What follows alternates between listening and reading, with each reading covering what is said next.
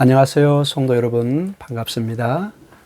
화요일 아침입니다. 저는 계속해서 룻기 3장 6절에서 9절 말씀을 함께 읽으면서 계속 하나님의 말씀을 묵상하기를 원합니다. 같이 읽겠습니다. 그가 타작마당으로 내려가서 시어머니 명령대로 하니라. 보아스가 먹고 마시고 마음이 즐거워 가서 곡식단 더미의 끝에 눕는지라. 룻이 가만히 가서 그의 발치 이불을 들고 거기 누웠더라. 밤중에 그가 놀라 몸을 돌이켜 본즉 한 여인이 자기 발치에 누워 있는지라.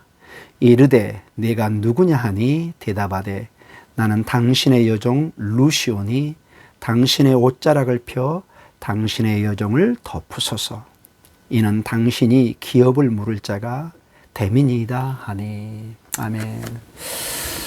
우리는 앞선 말씀을 통해서 나오미의 계획을 분명히 알게 됐습니다. 나오미는 어떤 곡식을 추수해서 일시적으로 어떤 먹는 문제로 이 가정의 문제가 해결될 것이 아니라 근본적인 문제, 즉 그의 며느리 룻이 결혼을 해서 대를 이어가는 그런 근본적인 해결점을 찾는 것을 원하는 것을 보게 됩니다. 그래서 며느리 룻에게 이제는 타작마당에 있는 나오미에게 나아가서 그것을 정식으로 그것을 요구할 것을, 정식으로 그것을 한번 요청해 볼 것을 계획을 세우는 것을 보게 됩니다. 룻은 놀랍게도 시어머니의 그 대담한 계획을 그대로 받아들이고 실행을 합니다. 그래서 오늘 이 사건이 우리가 보는 본문의 내용이 이루어지고 있는 것을 봅니다. 7절과 8절을 보면은 보아스가 이제 여러분 한번 생각해 보십시오. 열심히 일하고 이제 추수를 마치면 저녁에 쉬어야 되겠죠. 7절에 보면은 보아스가 먹고 마시고 마음이 즐거워 가서 곡식단 더미 끝에 눕는지라. 룻이 가만히 가서 그의 발치 이불을 들고 거기 누웠더라. 이렇게 가만히 쉬는데 한 여인이 갑자기 무릎 사이에 누가 이렇게 와서 눕는 걸 볼 때 얼마나 놀랬겠습니까? 그래서 8절에 보면 밤중에 이렇게 나와 있는데 이 원문에는 12시를 가리킵니다. 밤 12시쯤. 그러니까 굉장히 깊은 밤이죠. 중에 그가 놀라서 몸을 돌이켜 한 여인이 이게 발치에 누워 있는 것을 보면서 묻죠. 9절에 내가 누구냐? 누군데 이렇게 여기에 누워 있느냐? 이렇게 묻는 것이죠. 그때 그 유명한 룻이 세 가지로 중요한 자신의 정체성을 말하면서 대꾸를 합니다. 첫째, 나는 당신의 여종 룻입니다. 즉 나는 낯선 여인이 아니라 지금까지 당신 그 곡식밭에서 추수를 했던, 이미 당신이 알고 있는 나오미의 며느리 바로 룻입니다. 이렇게 얘기를 합니다. 그러면서 두 번째로 중요한 얘기를 합니다. 룻이오니 당신의 옷자락을 펴 당신의 여종을 덮으소서. 자, 여기 보면 특이하게 보아스의 옷자락을 펴서 당신의 여종을 덮으소서, 옷으로 덮어주소서 이렇게 얘기합니다. 사실은 이것은 상당한 하나님의 보호와 그리고 그 결혼을 의미하고 있는 것도 또한 느끼고 있는데, 먼저 이 옷자락을 덮으소서 하는 이 말이 얼마나 놀라운 의미를 가지고 있는지를 한번 보도록 하겠습니다. 사실 룻은 굉장한 말을 하고 있습니다. 왜냐하면은 이러한 이 옷자락, 이것을 동일하게 보아스가 룻에게 했던 그런 말이었기 때문에 그렇습니다. 2장 12절에 보면은 이 옷자락이란 말이 조금 다른 표현으로 되어 있습니다. 2장 12절에 이렇게 나와 있습니다. 여호와께서 네가 행한 일에 보답하시기를 원하며 이스라엘의 하나님 여호와께서 그의 날개 아래에 보호를 받으러 온 네게 온전한 상 주시기를 원하노라 하는지라. 그의 날개 아래에 윙이란 뜻이죠. 이 윙이 사실은 여기 룻기 3장 9절에 당신의 옷자락이라고 되어 있는데 이게 사실은 윙이란 뜻입니다. 날개 아래.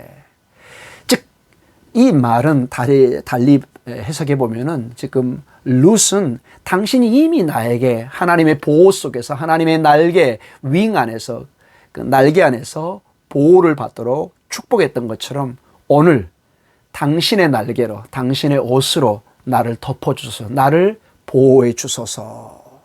굉장한 어떤 이 요구를 그 말씀을 강조하면서 이렇게 보호를 요청하는 것을 보게 됩니다.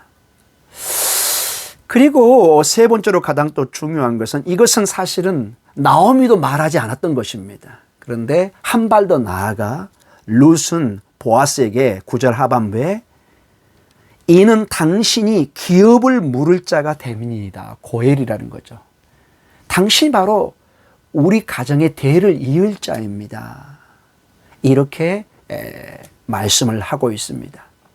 즉 나는 당신과 결혼뿐만 아니라 하나님의 언약의 사랑, 그 헤세드, 끊임없이 이스라엘 백성을 사랑했고 날개의 그 윙으로 덮었던 것처럼 당신이 나를 덮어주고 그 헤세드를 바로 그 기업 물을 그 은혜를 나에게 보여주세요 하는 정말 어떻게 보면은 경건한 보아스가 쉽게 거절할 수 없는 그런 이 요구를 그런 말씀을 주고 있는 것을 보게 됩니다.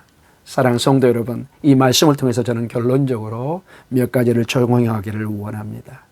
이렇게 오늘 여기 있는 그 옷자락으로 날개로 당신의 연약한 사람을 덮어주소서 이해하는 것은 사실은 여기 전체적인 분위기에서는 결혼의 문제로 이렇게 배경으로 나와 있는데 성경에 보면은 계시록 19장 7절과 9절에 보면은 우리의 삶이 어린 양 되신 예수님과의 관계 속에서 이 결혼과 이 옷의 세마포의 모습이 굉장히 연결되어 있는 것을 보게 됩니다. 계시록 19장 7절 8절에 보면 이렇게 나와 있습니다. 우리가 즐거워하고 크게 기뻐하며 그에게 영광을 돌리세 어린 양의 혼인 기약이 이르렀고 그의 아내가 자신을 준비하였으므로 그에게 빛나고 깨끗한 세마포 옷을 입도록 허락하셨으니 이 세마포 옷은 성도들의 옳은 행실이로다 하더라. 이렇게 우리가 마지막 때 새하늘과 새 땅에서 우리의 신랑 되신 예수님과 결혼하는 모습 속에서 세마포로 즉 옷으로 덮는 그런 이미지가 룻에도 나오고 계시로도 나오고 있는 것을 보게 됩니다. 그리고 오늘 여기 요구했던 그 옷자락으로 그리고 그 날개로 나를 보호하소서 하는 그 개념은 신약 성경에도 구약에도 계속해서 나오고 있는 것을 보게 됩니다. 예를 들어서 시편 91편 4절에 보면 이런 말씀이 나와 있습니다. 시편 91편 4절에 그가 너를 그의 기츠로 덮으시리니 내가 그의 날개 아래 피하리로다. 그의 진실함은 방패와 손방패가 대신하니 이렇게 나와 있습니다. 사랑하는 성도 여러분, 바라기는 오늘도 주님 안에서 주님의 날개 안에서 우리가 안식을 보호를 받고 주님께서 우리를 온전히 인도해 주시고 함께 해 주시기를 간절히 축원합니다. 주님의 날개 아래서만이 주님의 은혜 안에서만이 우리는 쉼을 얻을 수 있고 진정한 소망을 얻을 수 있습니다. 보아스가 룻에게 주었던 것처럼 아니 룻이 간절히 보아스를 통해서 간구했던 것처럼 우리의 진정한 신랑 되신 우리는 예수 그리스도 안에 이러한 안식을 보호함을 소망을 얻을 수 있는 것을 오늘도 믿고 오늘 화요일 하루도 이 믿음으로 승리해가는 여러분의 삶이 있기를 간절히 축원합니다. 기도하겠습니다. 하나님 아버지 감사합니다. 오늘 말씀을 통해서 룻은 보아스를 통해서 보아스의 그 옷을 통해서 마치 그 윙 날개처럼 그녀를 보여주기를 원합니다. 하나님 아버지 오직 우리는 주님의 날개 아래서 안식을 보호를 얻는 것을 믿습니다. 오직 주님 안에 우리의 의로운 세마포를 입고 신랑 되신 주님과 함께하는 날을 우리가 기도하며 오늘 이 땅의 삶 속에서도 주님의 그 날개 아래 주님의 그 옷 안에 보호와 안식을 얻으며 승리하는 삶을 살게 해 주시옵소서. 예수님 이름으로 기도드립니다. 아멘.